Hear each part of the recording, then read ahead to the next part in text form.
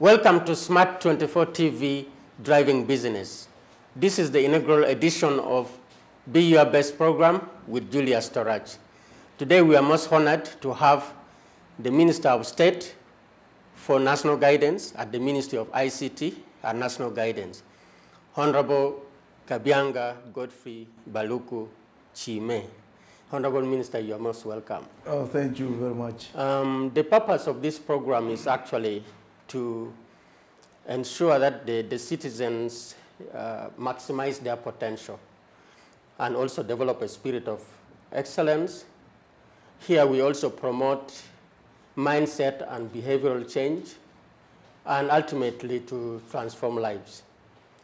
So we look at various parameters. We want the citizen to exhibit excellence and maximize their potential in areas of business, savings and investments, in family, in terms of, in areas of politics, in service delivery, among others. So we are really most honored to have you here today. Honorable Minister, one of the things that impressed me about you is your level of professionalism and the values that you espouse. One of them is actually effective time management. I don't know what sets you apart in that area. What makes you very professional and also very effective in time management at a time when the citizens are crying out, people don't manage time, they complain of traffic jam and the like? I think it's an issue of upbringing. One, my family background put me to that type of situation, because my father is a retired teacher, and a very old teacher. He's now around 85. And the teachers of that time were very good time managers. Teachers of the 60s, the 70s, he retired in the 80s. They were very good time managers. So from upbringing, I knew that time was very, very, very crucial. And probably when I also completed university, I worked with another teacher who I really respect. I worked with the Nyanza Textile Industries, and a very, very old man and very respectable man called Chiwanuka Musisi. He was the marketing executive, and I worked under him as a marketing officer, very good time manager. At one time, he even became chairperson LOC5 of Mukono. So, upbringing, then when I started working, I worked with another time manager, and since that time, it has been my virtue. I keep time. I can't complain about traffic jam. If I have told Smart 24 TV that 2 o'clock, I can even be here by 1, so that I will not start complaining there was traffic jam. You actually proved it. Yes, yes. So I can't, I know that at 2 I will be at Smart 24 TV. So if I'm at my office, for instance, I'm coming from my office, I left my office 20 minutes to, and I knew even if there was traffic jam, I can jump out and walk and reach Smart TV in time. And time is the biggest investment you can ever have. If you don't keep time, then don't even go into business. You will not manage. Thank you for leading by example. Yep. You know, you have been talking quite a lot about national values. And here we also wish to promote excellence in national values. So can you explain to the viewers some of the national values that they should practice and how they should perform? First of all, national guidance itself is all about national values. It's all about, it's a process of instilling national virtues, values, and to see how people can really be good, to be very good citizens, so that they can develop their nation in a well-organized way. And among the values which we espouse as Uganda, as Uganda, we need honesty and honest people. We need people with the integrity. We need people who respect their culture and tradition. We need people who promote good governance. And in good governance, we need people who really believe in democracy. And we also need people who are hardworking, because hardworking is also a value. If you are not hardworking, then you cannot you cannot do anything for yourself, and you will not even develop the country. All in all, really, we need very patriotic people, people who love their country, people who love one another, and we need nationalists, people who are loyal to their country. But some of those values which I've mentioned is what makes someone patriotic, is what makes someone a nationalist. We need people who respect humanity. We need people who really look at someone as a human being, and we should respect humanity in all its totality. And we also need people who also respect all the government, say government emblems, government mottos, like the government anthems. We should really be loyal to our government, and those are the values which we are looking at.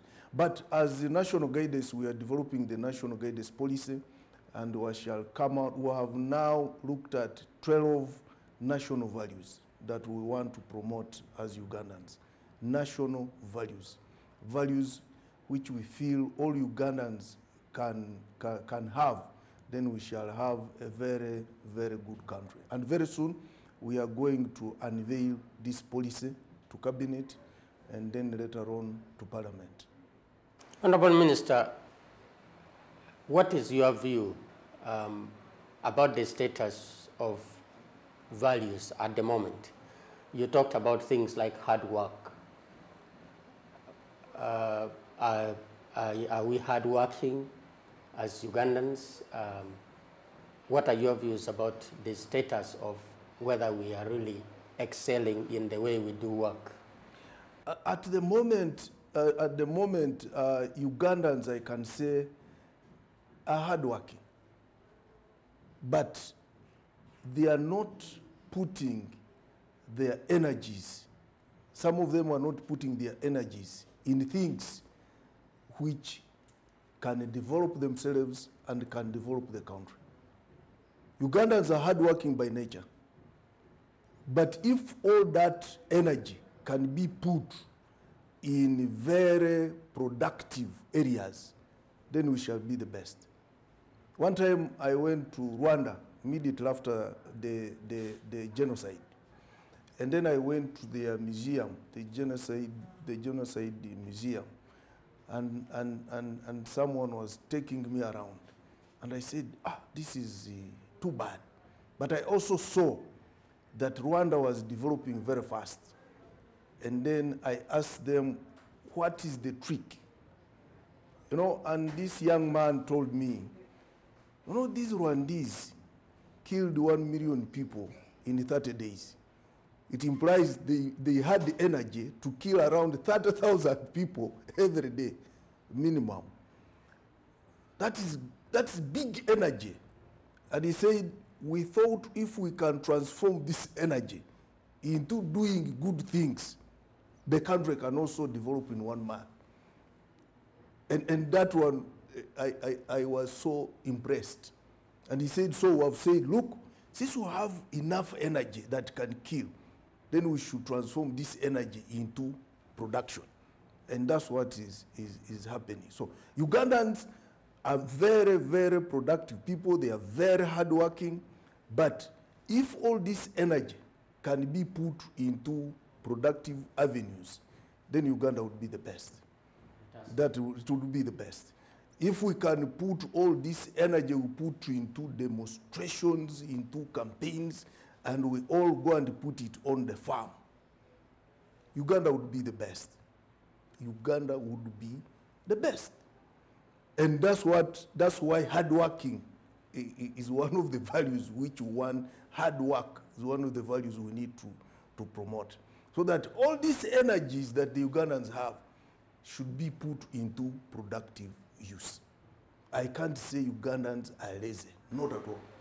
How about in areas of integrity?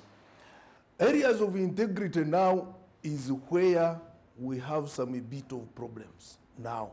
And that's why even that hard work which we have is not being put into in good use.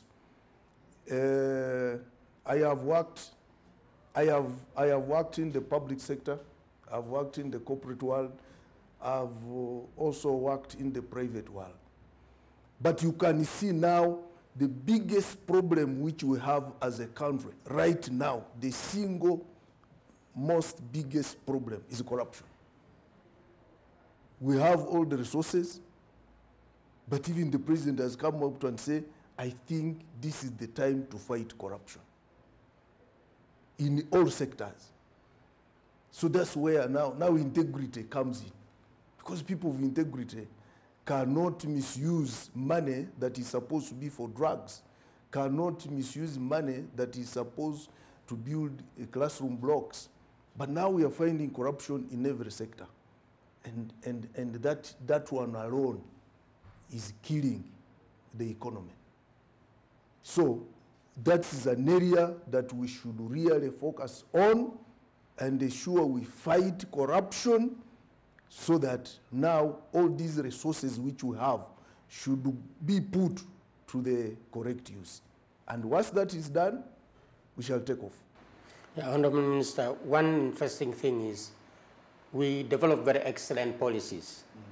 So what practical things are we shall we put in place, shall we do to ensure that Ugandans start doing what is expected of them? And because I entirely agree with you, if we put our energies together as hardworking people, if we exhibit integrity and honesty in all our dealings, the country will certainly move ahead. Where you go to hospital, you are able to find drugs. In the past, we used to have granaries, for example, so there was never challenge of food security. And these have become things of the past. So what practical interventions really can we have in place? I think now you can see we have the best policies, as you have said, the best. And most of the countries are even benchmarking from us. They just come here, take our policy and go and customize it. And they do wonders. One time I was in Kuala Lumpur and I met, when I was still a mayor, I met some of the workers in the city authority. And they told me, I said, I was so impressed with their infrastructure.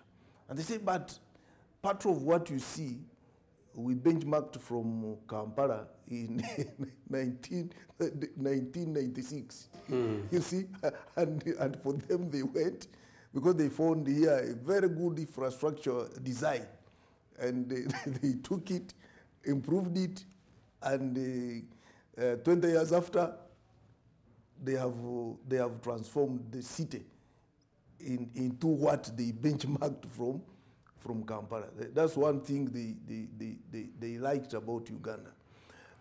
And we have so many other policies on environment and everything. We even have the best policies on poverty eradication. For instance, you can see how much money President Museveni has sunk into poverty eradication.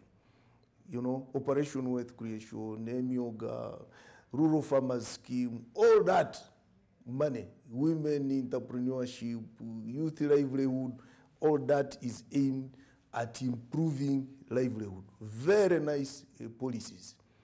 But they are not producing results, the required results, the targeted results. So where is the problem? The problem is in implementation.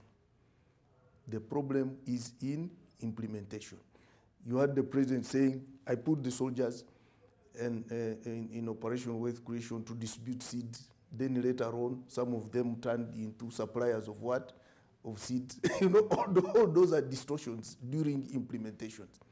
And if we can sort out that, then we shall develop as a country. Now the parish development model is coming. We are going to sing in a lot of money. One of the best policies. This year, we're expecting to sing in 17 million shillings per parish. And President Museveni has now directed the next financial year, we should look as cabinet, as government, for 100 million shillings per parish. I think if a parish can get 100 million shillings to put into farming, into agriculture, so into other enterprises, the parish will develop. Because they are even town castles now. Me, I've been a local government leader whose budget is about 10 million shillings per annum. But here, a parish, which is a ward in our urban setting, is going to get 100 million shillings. So why can't a parish develop? But now, you will see people will now start strategizing who should be the chairperson of the multi-purpose circle. Now you will meet at the end of the day, if we are not careful, TOROCH is the chairman, the wife is the treasurer, then KABYANGA, who has worked with him, becomes the vice, and the whole thing is distorted. Implementation of these policies is the biggest problem. If you look at our environment policies, would be with the most smart and clean environment. There are so many laws against Kavera, but are we implementing them? And even where we are trying to do, are we doing the right thing? Those are the issues now, and those are issues of, and most of those distortions rotate around integrity and honesty, and that's where, as Ugandans, that value is very, very important. People should be patriotic enough to love their country, to love their people. That's where we should really go. But people will tell you resources, lack of resources. No, the little resources which are there can do wonders. So long as they are in the hands of honest people, so long as they are in the hands of people with integrity, they are going to do wonders. Honorable Minister, government may sink in 100 million per parish. Yes. But are we sure that Ugandans will use that money effectively? That's what we want to do. That's what me and you now, that's what we should do. On these TVs, we should go and explain how the model will work, and we should also assure them that if they use this money effectively, they are going to develop. We should work on their mindset so that they don't think this is another political gift. Because when the money comes, they say, no, me, I voted for President Museveni, and he has sent 100 million shillings, so this is now, he's saying thank you for voting for me. No, this is community money. Money to develop this community, to get out of poverty. And me and you now, when we are on this TV, we should tell people, please utilize that money. You have a lot of energy, you are hardworking people. Those ones who have 4 acres, go for the 4 acres model as the president has explained. 4 acres and below, you should go for intensive agriculture. Use the little land you have to produce maximum, you know, and don't go into extensive agriculture. Because you meet someone who has 2 acres, he goes into cotton growing. You are not going to get anything. Leave cotton growing to those people who have 10 acres and above. But 4 acres, don't go into cotton.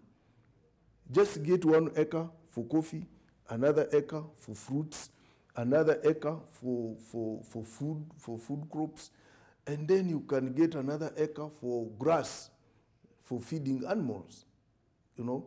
And then you go for poultry, which needs small space. Because there are some people who don't have even an acre. But you can go for poultry. You can go for piggery. But you go for piggery in an intensive manner, which is productive. And then you ensure you have some bit of a chibaro, as the president has said, in everything you do. But you go for 1 acre of cotton. In Kazinga Channel, where I come from, an acre of cotton, probably maximum, you can get 500 kilograms of cotton. And if for how much? A kilo, if you are lucky, will go out for 2,000 shillings. That's around 1 million or something like that. So 500 kilograms, a kilo at 2,000 shillings. That's around 1 million. But how much time have you spent? You grow in I think July, and you harvest in January, 6 months. How much money have you spent? Too much. You are not getting anything out of it. But if you kept, say, only because they say in 1 acre, you can probably keep, I think, around three cows, 3 Frisian cows, which will give you milk. That one would serve you better. You can keep pigs on 1 acre. You can keep pigs I think you can even keep 100 pigs on 1 acre. And that one will serve you better. So we shall need people to go down there, change people's mindset. You have talked about granaries. They have nothing to keep in the granaries. They have nothing to keep in the granaries. Because most of the people have even left land, they are in town. Others are riding border borders, others are even in Tembei. You even sell your land in the village and come and do Tembei in town. You sell your land, you go and buy border. And within 1 month, they have stolen it. Within 1 month, you have been involved in an accident. The border is spoiled, you also, you are maimed. And that will be the end of you. Honorable Minister, the other thing is at family level, because that's where the problem starts. Yep. In terms of the level of productivity and family values, and some of the challenges we have alcoholism, where young people wake up in the morning and start drinking. So what can we do to transform them to, I don't know, you're talking about creating awareness. Probably it could go beyond that in order to let them come to terms with how to improve themselves. Yes. Now, at family level, the first problem why all this alcoholism and all that is coming up is because now they don't even have land, because of land fragmentation. You know, you are TOROCH, you are married to 4 wives. If you come from my area, 4 wives, you already have close to 15 children, but you have 5 acres of what? Of land. Now, every child, you give half an acre. Every child, half an acre, if you can manage. But even 1/4 acre, you are not going to do much. That's one problem. So eventually, people find they even don't have enough land to do anything, to do, for instance, agriculture, crop agriculture, which they are used to. And at the end of the day, they end up in alcoholism because they don't have any income generating activity that can make them make money and educate their children. So you meet all these children because they have not gone to school, they end up into alcoholism. Either they go for UPE schools, after P7, they drop out. They can go for USE, but after senior 6, they drop out. And eventually they go into alcoholism. So all these are things which we need to look at seriously. Because one, we acknowledge there is now land fragmentation. So let us go for enterprises that don't need a lot of land. Piggery, poultry, rabbit keeping, for instance, in my area now, rabbits are on high demand for the DR Congo market. You can go into that and you still earn money. Then two, this use, that's why the president came up with another initiative of the common user facilities. There are some vacation centers which they are building around the country, which can really accommodate those people who have not studied much. Because even P7, you can go there and acquire skill in tailoring. And then you acquire skill in masonry work, carpentry. In Kasese, there is already one at Mobuku Town Castle, which is about to be commissioned. Those are the things now. But what I think as government we should also do, when these people complete those courses, we should give them toolboxes. For instance, if someone has completed a tailoring course, then you give him a sewing machine, or her. Mainly people in tailoring are women. So you give her a sewing machine so that she goes and starts a small business of sewing at the nearest trading center. And probably you can also give some small package to buy the first chitenje to sew. So if someone has completed masonry work, then you give them a toolbox of those items which they use in building gudumara and whatever. And if someone has, for instance, completed driving, why don't you assist that person to get a driving permit? So that they go with the skills and then with the tools to use, and they immediately start. Because like tailoring, masonry, carpentry, you can employ yourself. You don't need to look for a job. You can employ yourself. Carpentry, you start immediately a carpentry workshop and you move on. You are still watching Be Your Best program on Smart 24 TV. Let's take a break, and when we return, the minister will continue to elaborate on these issues.